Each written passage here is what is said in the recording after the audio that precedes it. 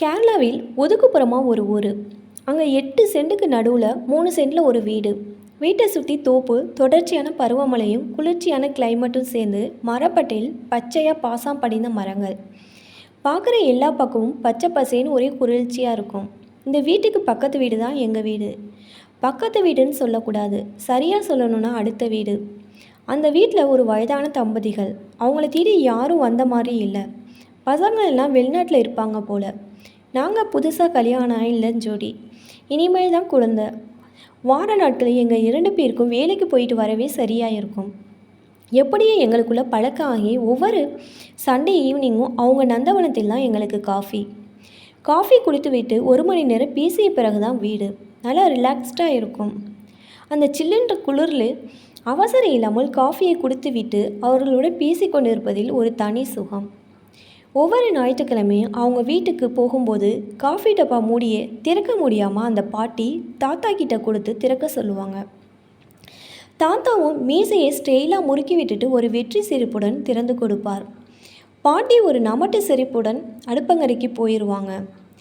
இதை 2-3 வாரம் பார்த்துட்டு போன வாரம் போயிருந்தப்போ பாட்டிக்கு மூடியை ஈஸியாக திறக்கிற மாதிரி ஒரு டிவைஸ் வாங்கி கொடுத்தோம். இந்த வாரமும் வழக்கம் போல் எங்கள் ஞாயிற்றுக்கிழமை மாலை விசிட். வழக்கம் போல் காஃபி டப்பாவுடன் தாத்தாவை அணுகினார் பாட்டி. தாத்தாவும் இருமாப்புடன் திறந்து கொடுக்க பாட்டி உள்ளே சென்றார். பாட்டி உள்ளே செல்ல என் மனைவி பின் சென்று, பாட்டி ஏன் அந்த டிவைஸை யூஸ் பண்ணி நீங்கள் டப்பா திறக்கலை, மறந்துட்டீங்களான்னு கேட்க, பாட்டி சிரித்து கொண்டே கூறியது தான் இந்த கதையின் ஹைலைட். குழந்தை, இந்த மூடியை திறக்க எதுவும் தேவையில்லை, நானே திறந்துடுவேன். அவரை நான் திறக்க சொல்கிறனால அவருக்கு என்னை விட பலசாலின்னு ஒரு பெருமிதம், சந்தோஷம். இந்த வீட்டு ஆம்பளைன்னு ஒரு கெத்து.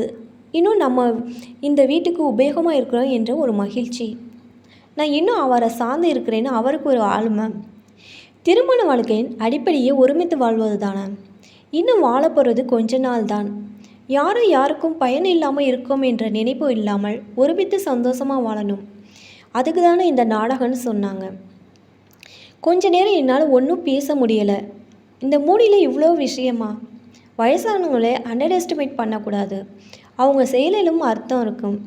தன்னால் யாருக்கும் பிரயோஜனம் இல்லைன்னு ஒரு நினப்பு யாருக்கும் வரக்கூடாதுன்னு எவ்வளோ அழகாக சொல்கிறாங்க, செய்கிறாங்க. இந்த பாடம் எல்லாம் எந்த பள்ளிக்கூடத்திலும் சொல்லி கொடுக்க மாட்டாங்க. இந்த மாதிரி தாத்தா பாட்டிகளை பார்த்து தான் கற்றுக்கணும்.